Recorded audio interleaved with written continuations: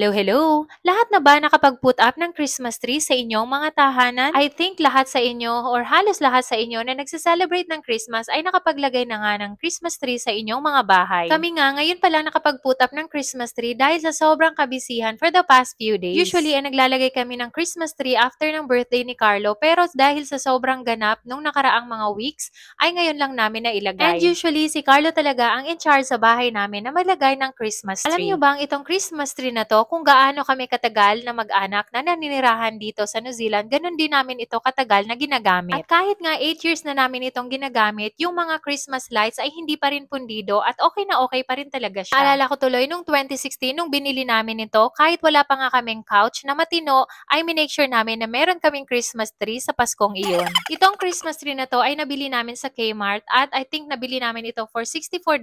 Napakadali lang ang iset up ng Christmas tree na to dahil divided lang ito